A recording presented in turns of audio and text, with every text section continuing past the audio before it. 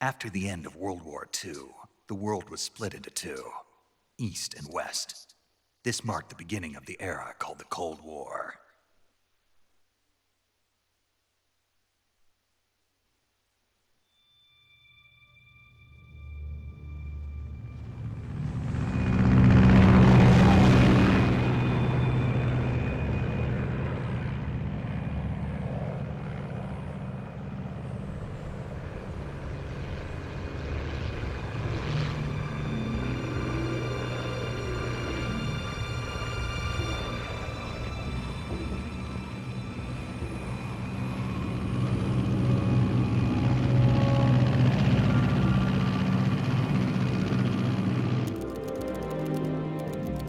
Flying over Pakistan, altitude 30,000 feet. Approaching Soviet airspace. 20 minutes to drop off. Commencing internal depressurization. Equipment check. Arm main parachute. All right. You ready to go? Drop zone still showing a high pressure mass. Cav okay. Good. We've got high visibility.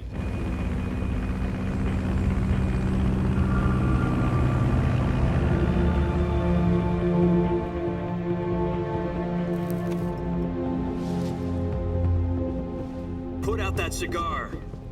Connecting oxygen hose to interior connector. Put on your mask.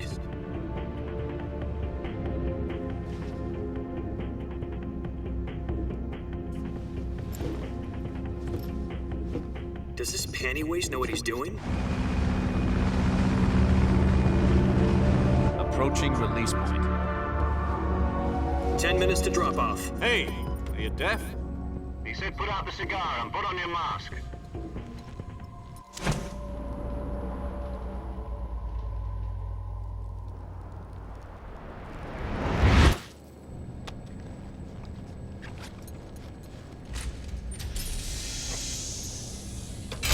Depressurization complete. Checking oxygen supply. 6 minutes to drop off. Opening rear hatch.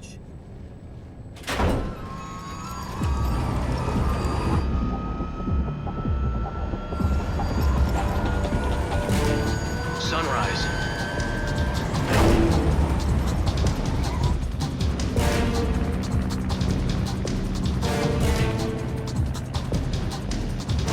External temperature minus 46 degrees Celsius. 2 minutes to drop off. Stand up. You'll be falling at 130 miles per hour. Try not to get frostbite from the wind chill. 1 minute to drop off. Move to the rear. Activate the oil bottle. This is one for the history books. The world's first halo jump. 10 seconds to drop off. Stand by. Status okay. All green. Prepare for drop-off. Countdown.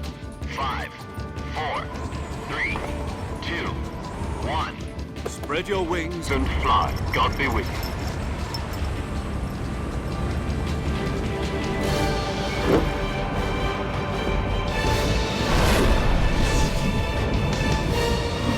Jack, I've got some important news. The head of the CIA has finally given us the green light for the Virtuous mission.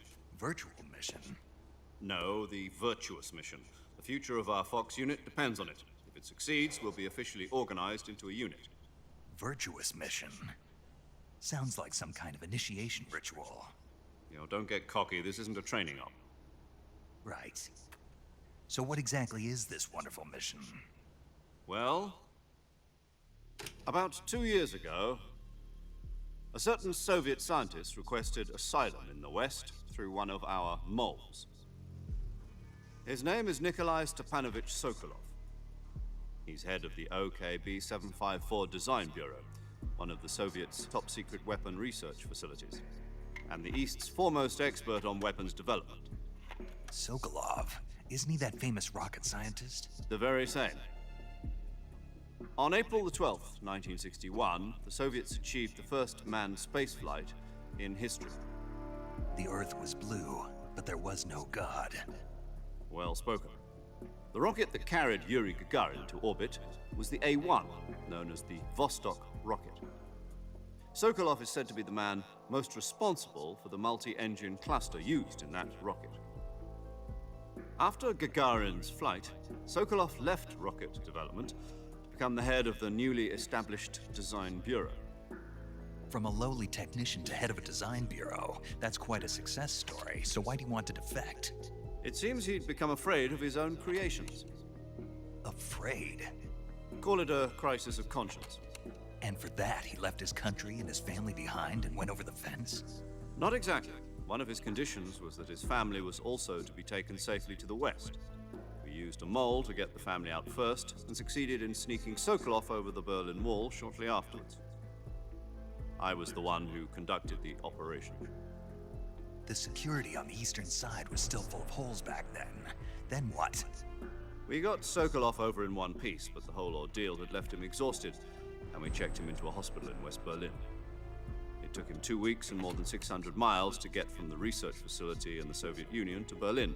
He was in no condition to say anything coherent. And it was only a week later that we had something much bigger on our hands. The Cuban Missile Crisis. October the 16th, 1962, President Kennedy received word that the Soviets were in the process of deploying intermediate-range ballistic missiles in Cuba. The president demanded that the Soviets dismantle and remove the missiles. At the same time, he announced a naval blockade to prevent further missile shipments from reaching Cuba. But the Soviets didn't back down, instead placing their armed forces on secondary alert. Soviet transport ships carrying missiles continued on course towards Cuba. US and Soviet forces went on alert for an all-out nuclear war. Frantic negotiations were conducted through the UN's Emergency Security Council and unofficial channels to end the hair-trigger standoff. Finally, on October the 28th, the Soviet Union agreed to remove its missiles from Cuba, and so the world avoided a nuclear holocaust. But in order to get the Soviets to pull their missiles out, we had to make a deal. You mean the one where the US agreed to remove its IRBMs from Turkey? No. The Jupiter IRBMs deployed in Turkey were obsolete, and we were going to get rid of them anyway. They had no strategic value whatsoever to either the US or the Russians. The Turkey deal was a ruse, a cover story that was fed to the other intelligence agencies around the world. So what did the Russians really want? Sokolov. They wanted us to return Sokolov. You mean the Soviets pulled out of Cuba just to get their hands on Sokolov? That's right. What the hell was he working on? At the time, we had no idea. We were running out of time. It was either give up Sokolov or risk full-scale nuclear war. In the end, we had no choice. President Kennedy gave in to Khrushchev's demand.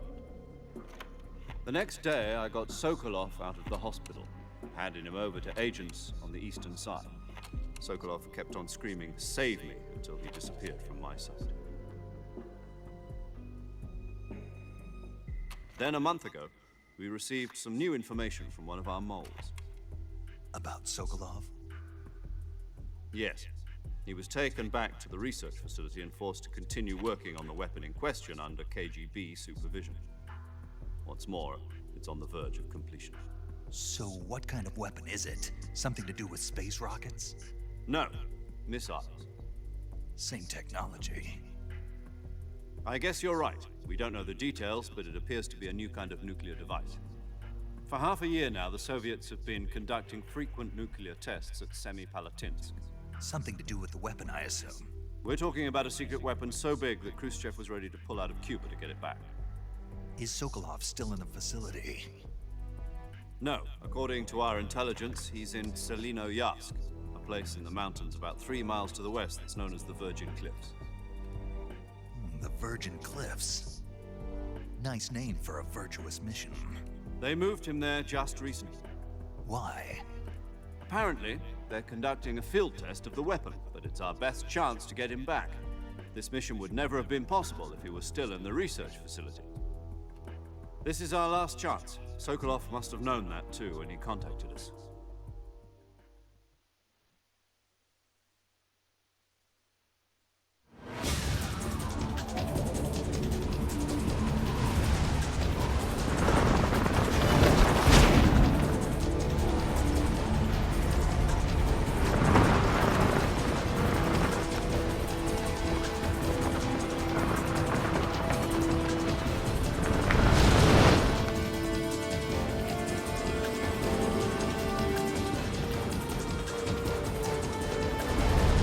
Listen up, Jack. Your mission is to infiltrate Selino Yask in the Soviet mountains, ensure the safety of Sokolov, and bring him back to the West.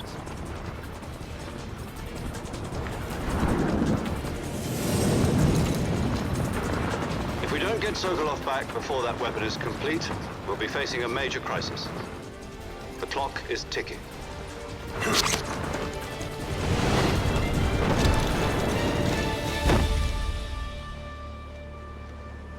Once we've confirmed the rescue of Sokolov, stand by at the recovery point. A recovery balloon will be dropped at that point. Helium will be pumped into the balloon to inflate it. The process takes about 20 minutes. Once it's complete, the gunship's arm will latch onto the balloon and pull it up. The Fulton surface-to-air recovery system. I'm familiar with the theory. Take it easy. It's been combat-proven. Do you think Sokolov is up to it? The shock will be less than during a parachute jump, and the arm can handle up to 500 pounds. So you're planning on going over the border in a single combat Talon? She's equipped with two 6-barrel 20mm Vulcan cannons, as well as two 40mm machine guns. Sounds like she could hold her own against a battalion of tanks. Even with the fuel in the reserve tank, we're facing a 4-hour time limit. If all goes well, it shouldn't take more than a few hours. Home in time for dinner. But if anything goes wrong, you'll be eating dinner, breakfast, and all the rest of your meals in the jungle.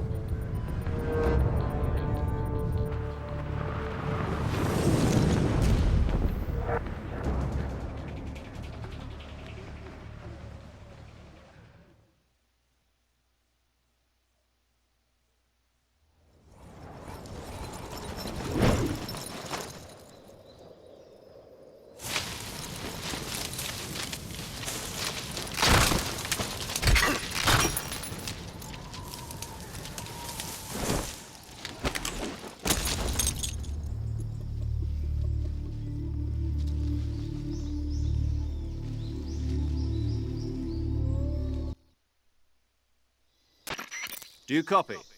You're already in enemy territory, and somebody might be listening in. From here on out, we'll be using code names to refer to each other. Your code name for this mission will be Naked Snake. I'll be referring to you as Snake from now on. You're not to mention your real name. Snake? Oh, you don't like snakes? What do you mean? You've eaten one before, haven't you? In survival training. I'm glad to hear that. I don't know if I'd ever order one in a restaurant, but... Be careful, you might not have a choice. What about you, Major? What should I call you? Let's see. I'll be Tom. Call me Major Tom. This will be a sneaking mission. You must not be seen by the enemy. You must leave no trace of your presence. Is that clear? This kind of infiltration is the Fox unit's speciality. In other words, weapons and equipment are procured on site. That goes for food as well. You're completely naked, just as your name implies. Great.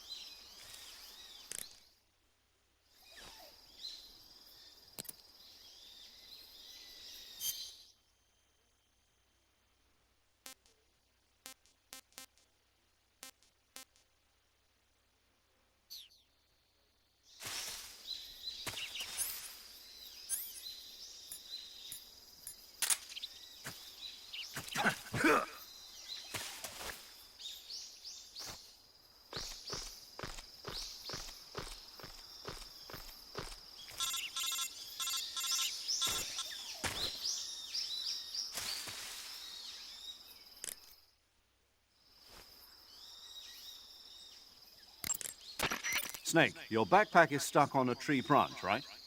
Climb the tree and get it back. You can climb any ivy-covered tree by standing in front of the ivy and pressing the action button.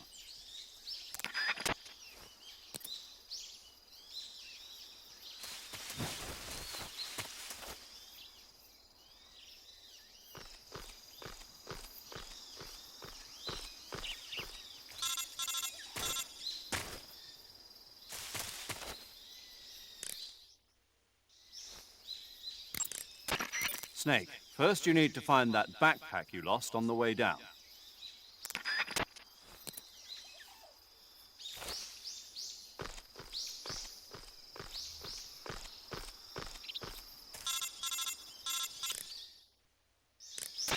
The backpack is on the branch pointing east on that tree, right? Walk along the branch and get it. Be careful not to fall. You should be able to grab your backpack if you hang...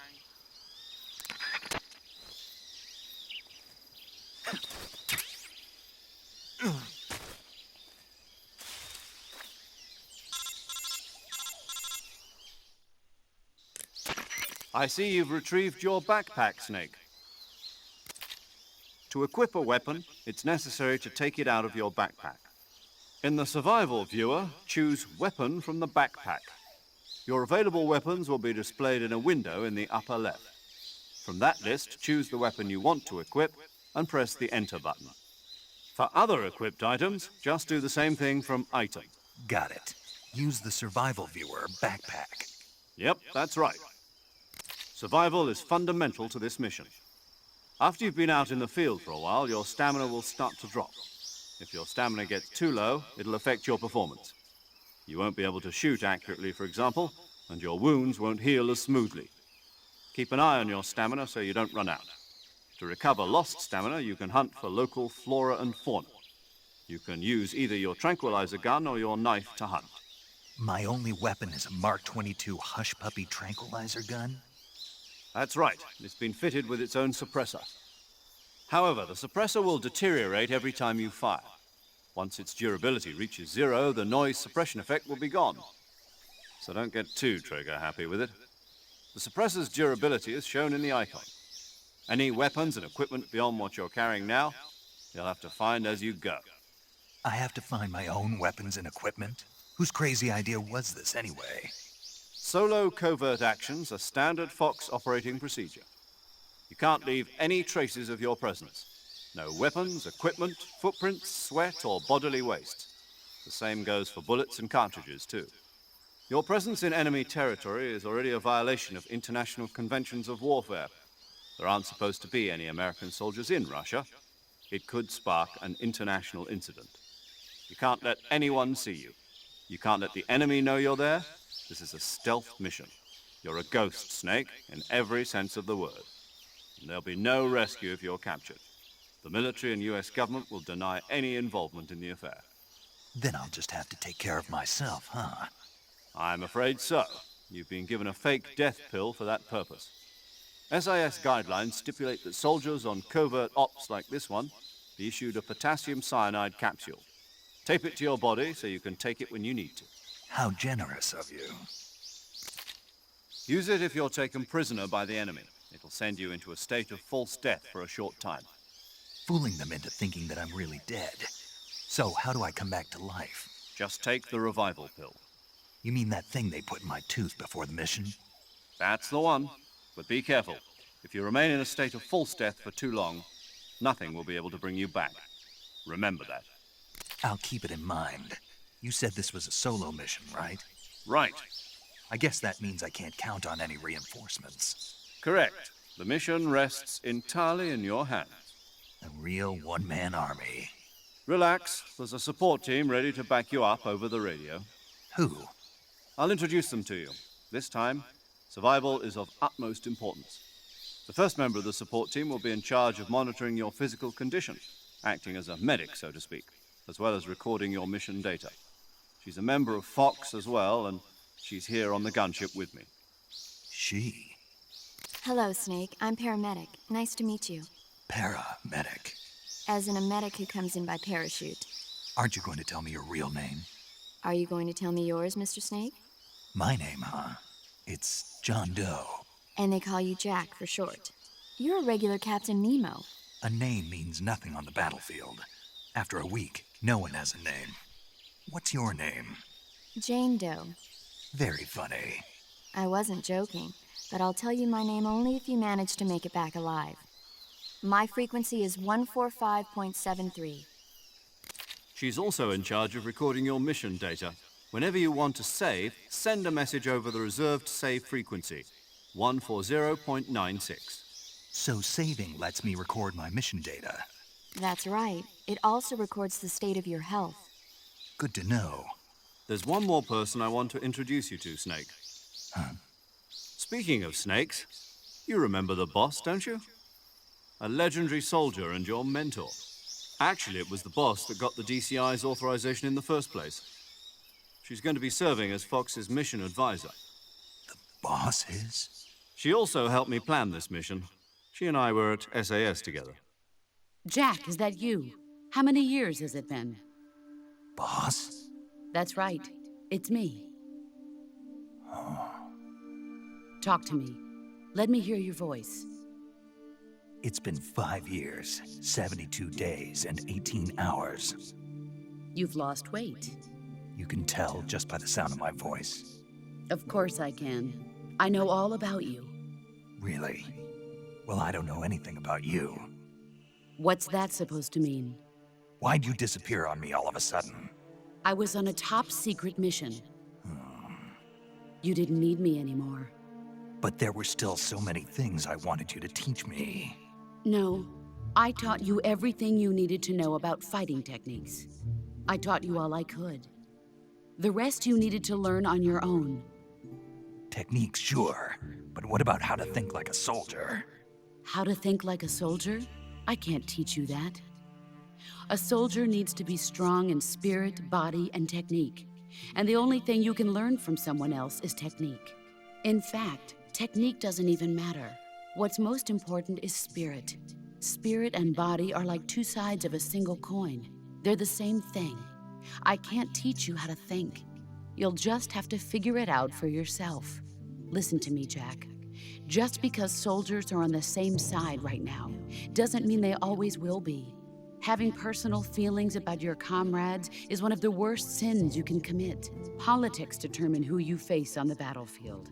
And politics are a living thing. They change along with the times. Yesterday's good might be tomorrow's evil. Is that why you abandoned me? No, it had nothing to do with you. I already told you, Jack. I was on a top-secret mission. A soldier has to follow whatever orders he's given. It's not his place to question why. But you're looking for a reason to fight. You're a natural-born fighter, but you're not quite a soldier. A soldier is a political tool, nothing more. That's doubly true if he's a career soldier. Right and wrong have no place in his mission. He has no enemies and no friends. Only the mission. You follow the orders you're given. That's what being a soldier is. I do whatever I have to get the job done. I don't think about politics. That's not the same thing. Sooner or later, your conscience is going to bother you. In the end, you have to choose whether you're going to live as a soldier or just another man with a gun. There's a saying in the Orient, loyalty to the end. Do you know what it means? Being patriotic. It means devoting yourself to your country. I follow the president and the top brass. I'm ready to die for them if necessary. The president and the top brass won't be there forever. Once their terms are up, others will take their place. I follow the will of the leader, no matter who's in charge. People aren't the ones who dictate the missions. Then who does? The times. People's values change over time, and so do the leaders of a country. So there's no such thing as an enemy in absolute terms. The enemies we fight are only enemies in relative terms, constantly changing with the times. As long as we have loyalty to the end, there's no point in believing in anything, even in those we love. And that's the way a soldier's supposed to think? The only thing we can believe in with absolute certainty is the mission, Jack. All right, but do me a favor. What is it? Call me Snake. Snake. Oh, right.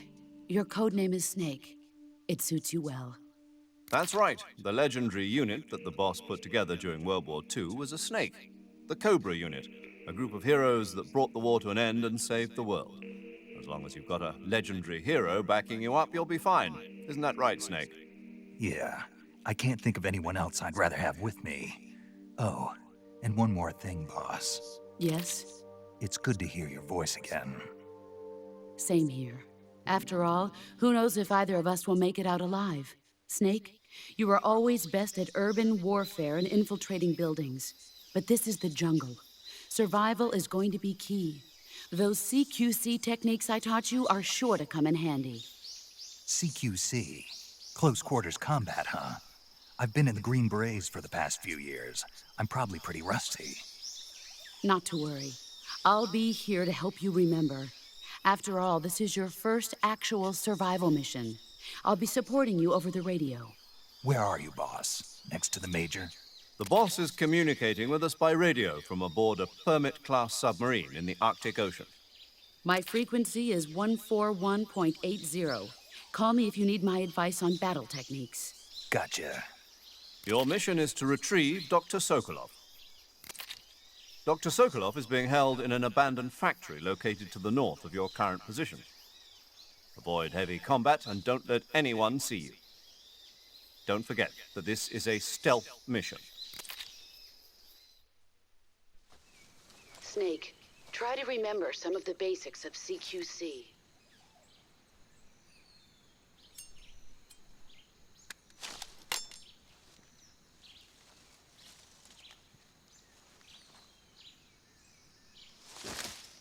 Commencing virtuous mission. Now,